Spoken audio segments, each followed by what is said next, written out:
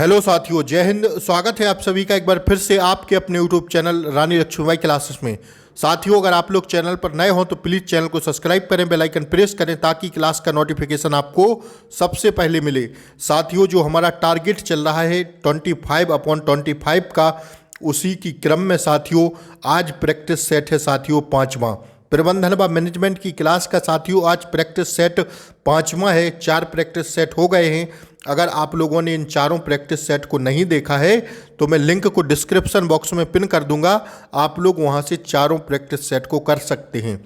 आइए पाँचवें सेट की शुरुआत करते हैं साथियों हम पहले क्वेश्चन से। पहला क्वेश्चन आपकी स्क्रीन पर है।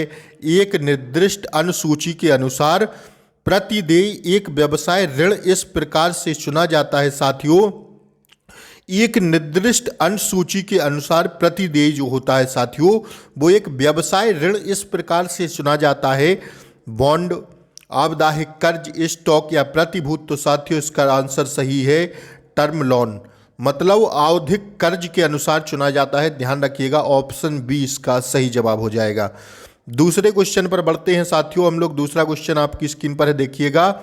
एक कर्मचारी क्या कार्य करता है, यह कैसे किया जाता है और कार्य करने की परिस्थितियां क्या होती हैं के बारे में एक लिखित विवरण निम्न रूप में जाना जाता है साथियों।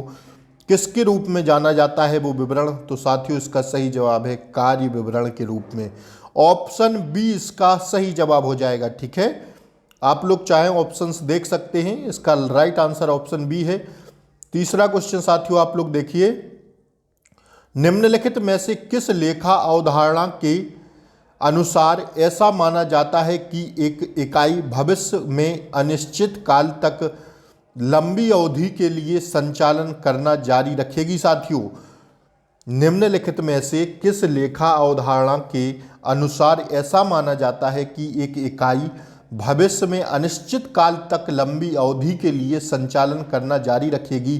तो साथियों वो अवधि कैसी होगी? सुनाम प्रतिष्ठा अवधारणा। कैसी अवधारणा होगी साथियों? सुनाम प्रतिष्ठान अवधारणा।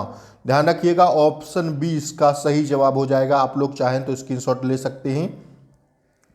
अब हम साथियों अगले क्वेश्चन पर चलेंगे। चौथा क्वेश्चन आपकी स्क्रीन पर है, देखिए। सामान्य संचालन के दौरान उपभोग की जाने वाली मूर्त वस्तुएं को निम्न कहा जाता है साथियों। क्या कहा जाता है? सामान्य संचालन के दौरान उपभोग की जाने वाली मूर्त वस्तुओं को क्या कहा जाता है साथियों? तो उन्हें कहा जाता है आपूर्ति। ऑप्शन ए इसका सही जवाब है। क्या साथियों? आपूर्ति कहा जाता है। ध्यान रखिएगा। ठीक है, पांचवा क्वेश्चन देखिए साथियों आपकी स्क्रीन पर है। 1991 के बाद भारतीय अर्थव्यवस्था का वह युग जिसे अर्थव्यवस्था में व्यापार संचालनों पर प्रतिबंधों के कम करने और निजीकरण का विस्तार करने द्वारा अभिलक्षित किया गया है, निम्न कहलाता है। बताना है 1951 के बाद भारतीय अर्थव्यवस्था का वह युग जिसे अर्थव्यवस्था में व्यापार संचालनों पर प्रतिबंधों के कम करने और निजीकरण का विस्तार करने द्वारा अभिलक्षित किया गया, निम्न कहलाता है साथियों। क्या कहलाता है? तो वो कहलाता है उदारीकरण। ध्यान रखिएगा, उदारीकरण कहलाता है। ऑप्शन थर्ड इसका सही जवाब है। ठीक है, आइए अगला क्वेश्चन देखते हैं साथियों आपकी स्क्रीन पर है। छठा क्वेश्चन। संगठनात्मक लक्ष्य की प्राप्ति के लिए लोगों को प्रभावित करने की क्षमता निम्न कहलाती है साथियों। संगठनात्मक लक्ष्य की प्राप्ति के लिए लोगों को प्रभावित करने की क्षमता जो कहलाती है साथियों वो कहलाती है नेतृत्व, लीडरशिप कहलाती है। ध्यान रखिएगा साथियों, नेतृत्व कहलाती है। क्वेश्चन नंबर 6 का जो आंसर है साथियों वो हो जाएगा नेतृत्व। ठीक है, अगला क्वेश्चन देखते हैं साथियों हम लोग। सातवां क्वेश्चन आपकी स्क्रीन पर है, देखिए। एक उत्पादक के लिए कंटेनर की डिजाइनिंग और उत्पादन की गतिविधियों को इस नाम से जाना जाता है साथियों। किस नाम से जानते हैं? एक उत्पादन के लिए कंटेनर की डिजाइनिंग और उत्पादन की गतिविधियों को किस नाम से जानते हैं? तो साथियों उसको जानते हैं डिब्बाबंदी के नाम से, पैकिंग्स के रूप में जानते हैं साथियों। ध्यान रखिएगा, डिब्बाबंदी के रूप में जानते हैं। ठीक है, सातवें का आंसर ऑप्शन डी हो जाएगा। आठवां क्वेश्चन आपकी स्क्रीन पर लगा साथियों, देखिए। उपभोक्ता के लिए उपलब्ध उत्पाद को बनाने हेतु जिम्मेदार स्वतंत्र संगठनों को सेट को निम्न कहा जाता है साथियों, क्या कहते हैं, तो उसे कहते हैं मार्केटिंग चैनल्स। ध्यान रखिएगा, क्या कहते हैं साथियों, मार्केटिंग चैनल्स कहा जाता है। ऑप्शन सी 8 में का सही हो जाएगा। ठीक है, option C is the correct answer. आइए 9वां क्वेश्चन देखते हैं साथियों हम लोग। 2 या 2 से अधिक कंपनियों का एक में संयोजन जिसमें सम्मिलित होने वाली संस्थाएं अपनी पहचान खो देती हैं को किस नाम से जानते हैं साथियों, तो उसको जानते हैं विलयन। ठीक है, विलयन के नाम से जाना जाता है। 9वें का राइट आंसर साथियों ऑप्शन सी हो जाएगा। आप लोग प्लीज क्वेश्चनों को देखते चलें, ऑप्शंस को देखते चलें। ठीक है, सेट के रूप में मैं आप लोगों के लिए 25 अति महत्वपूर्ण प्रश्न लेके आ रहा हूं साथियों, तो आप लोग प्लीज चैनल को सब्सक्राइब करें। शाम के टाइम मैं 50 क्वेश्चन एमपी जीके के लेके आता हूं साथियों, तो आप लोगों को कहीं ना कहीं परीक्षा में बहुत फायदा होगा इन वीडियो से। तो आप लोग प्लीज चैनल पर बने रहें और अपने दोस्तों के पास शेयर किया करें वीडियो को। 10वां क्वेश्चन आपकी स्क्रीन पर है। सभी व्यक्तियों, निगमों एवं सरकार द्वारा देश के भौगोलिक क्षेत्र के भीतर सभी अंतिम वस्तुएं एवं सेवाओं को मूल्य कहा जाता है। वस्तुओं एवं सेवाओं के मूल्य को क्या कहा जाता है साथियों, तो इसे कहा जाता है सकल घरेलू उत्पाद। ग्रॉस डोमेस्टिक प्रोडक्ट कहा जाता है। ध्यान रखिएगा, ऑप्शन बी इसका सही जवाब है। ठीक है, अब हम लोग नेक्स्ट क्वेश्चन देखते हैं साथियों। 11वां क्वेश्चन आपकी स्क्रीन पर है, देखिए। एक विशेष जरूरत को संतुष्ट करने के लिए एक निर्दिष्ट वस्तु के लिए निर्देशित इच्छा जो इसके लिए भुगतान करने की क्षमता को समर्थित है निम्न रूप में जाना जाता है। उसको किसके रूप में जानते हैं साथियों? एक विशेष जरूरत को संतुष्ट करने के लिए एक निर्दिष्ट वस्तु के लिए निर्देशित इच्छा होती है जो के लिए भुगतान करने के लिए क्षमता को समर्थित है निम्न में से किस रूप में जानते हैं साथियों? तो उसको जानते हैं डिमांड, मांग के रूप में जाना जाता है। ध्यान रखिएगा, ऑप्शन सी इसका सही जवाब हो जाएगा। 12वां क्वेश्चन साथियों आपकी स्क्रीन पर है, देखिए। नगदी उपकरण और अन्य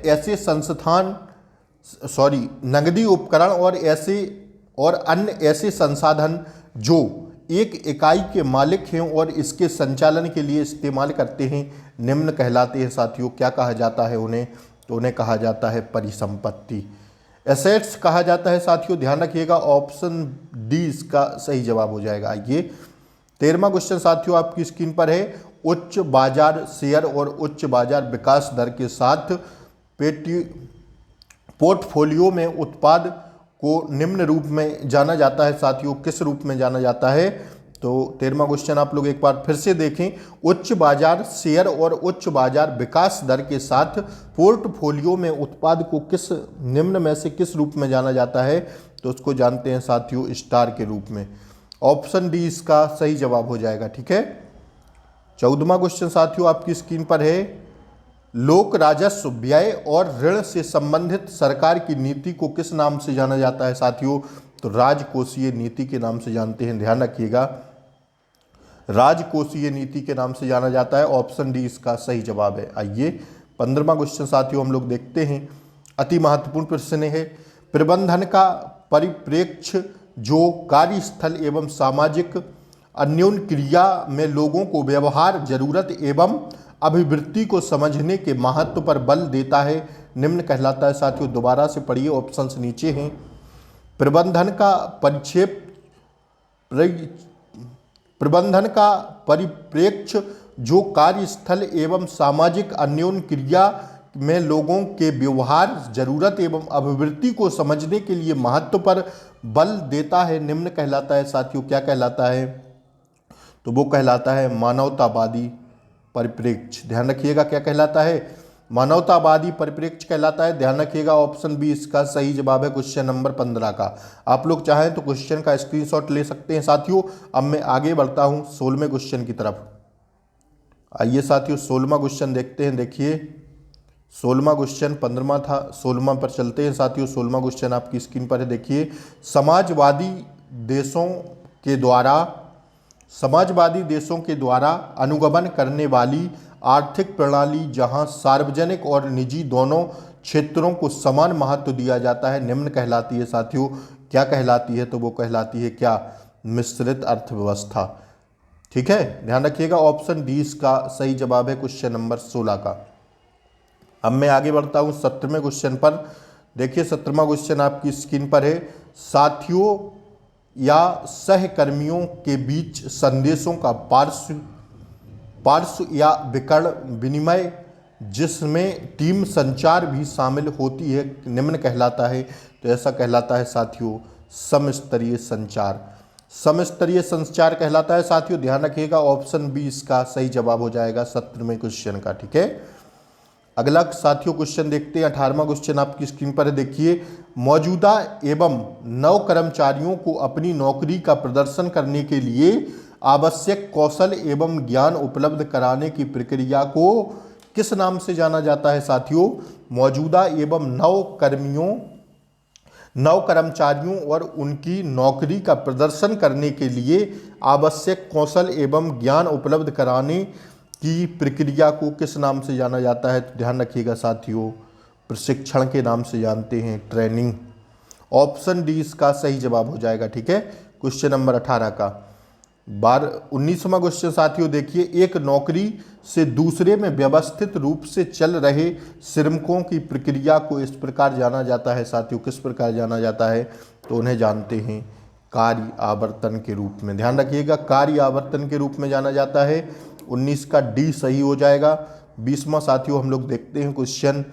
प्रबंधन कार्य जो कर्मचारियों की गतिविधियों से संबंधित होते हैं अपने लक्ष्य की दिशा में संगठनात्मक प्रदर्शन को निर्धारित करते हैं और आवश्यकता अनुसार सुधार करते हैं निम्न कहलाते हैं साथियों। तो वो कहलाते हैं नियंत्रण, कंट्रोलिंग कहलाते हैं। ध्यान रखिएगा ऑप्शन ए इसका सही जवाब हो जाएगा। 20वां क्वेश्चन अति महत्वपूर्ण है, आप लोग चाहें तो स्क्रीनशॉट ले सकते हैं। अब मैं आगे बढ़ता हूं 21वें क्वेश्चन पर। 21वां क्वेश्चन साथियों आपकी स्क्रीन पर है। एक ऐसा उद्यम जो कम से कम 2 देशों में उत्पादन संस्थानों का प्रबंधन करता है अथवा सेवाएं प्रदान करता है निम्न कहलाता है साथियों। तो वो कहलाता है बहुराष्ट्रीय निगम। ऑप्शन ए इसका सही जवाब हो जाएगा। क्या कहलाता है साथियों? बहुराष्ट्रीय निगम। आइए 22वां क्वेश्चन साथियों हम लोग देखते हैं। संगठन के अंतर्गत एक अनौपचारिक संचार नेटवर्क जो कार्यस्थल की गपशप को पहुंचाते हैं निम्न कहलाते हैं साथियों। दोबारा सुनिएगा, संगठन के अंतर्गत एक अनौपचारिक संचार नेटवर्क जो कार्यस्थल की गपशप को पहुंचाते हैं निम्न कहलाते हैं साथियों। क्या कहलाते हैं? तो वो कहलाते हैं जनप्रसाद। क्या साथियों? जनप्रसाद कहलाते हैं। ध्यान रखिएगा ऑप्शन डी इसका सही जवाब हो जाएगा। 23वां क्वेश्चन साथियों आपकी स्क्रीन पर है। 2 या 2 से अधिक लोगों का एक समूह जो एक समान लक्ष्य जिसके लिए वे एक साथ प्रतिबद्ध हुए हैं को पूरा करने के लिए अपने प्रयासों पर बातचीत और समन्वय करते हैं डैश डैश डैश कहलाते हैं। तो साथियों इसको कहा जाता है टीम। क्या साथियों? टीम कहा जाता है। ध्यान रखिएगा 23 का ऑप्शन ए सही जवाब है। ठीक है, आइए अगला क्वेश्चन साथियों हम लोग देखते हैं। अति महत्वपूर्ण क्लास थी साथियों आज की। एक प्रमाण पत्र जो उसके धारक को परिपक्वता तिथि पर कुल विनिर्दिष्ट राशि और तब तक लगने वाला ब्याज अदा करने का वचन देता है निम्न कहलाता है साथियों। तो ऐसा कहलाता है बॉन्ड कहते हैं साथियों। ध्यान रखिएगा ऑप्शन बी इसका सही जवाब हो जाएगा 24 का। चाहें तो स्क्रीनशॉट ले सकते हैं आप लोग। अब मैं आज की क्लास के लास्ट क्वेश्चन पर साथियों चलता हूं। एक प्रकार का संघर्ष प्रबंधन जिसमें लोग पारस्परिक लाभ चर्चाओं में संलग्न होते हैं और एक संयुक्त निर्णय तक पहुंचने के लिए विभिन्न विकल्पों पर विचार करते हैं जो कि दोनों पक्षों को स्वीकार्य हो, उसे किस नाम से जाना जाता है साथियों? और क्वेश्चन आप लोग एक बार दोबारा पढ़िए। एक प्रकार का संघर्ष प्रबंधन जिसमें लोग पारस्परिक लाभ चर्चाओं में संलग्न होते हैं और एक संयुक्त निर्णय तक पहुंचने के लिए विभिन्न विकल्पों पर विचार करते हैं जो कि दोनों पक्षों को स्वीकार हो, उसे किस नाम से जाना जाता है साथियों? तो उसे जानते हैं संधि वार्ता के नाम से। तो दोस्तों 25 मोस्ट इम्पोर्टेंट क्वेश्चन का हमारा टारगेट आज का समाप्त हुआ। 25 का जो हमारा टारगेट चल रहा है, 25/25 का जो हमारा टारगेट चल रहा है, कहीं ना कहीं सामान्य व प्रबंधन मैनेजमेंट की लगभग 35-40 क्लासें हो गई हैं हमारी। 30 क्लासें एक प्ले लिस्ट में हैं और अब मैं प्रैक्टिस सेट के रूप में आप लोगों के लिए सामान्य प्रबंधन व मैनेजमेंट की क्लास चला रहा हूं। तो प्लीज़ आप लोग चैनल पर नए हों तो चैनल को सब्सक्राइब कर लें, बेल आइकन प्रेस कर लें। साथियों, मिलते हैं अगली वीडियो में, तब तक के लिए जय हिंद।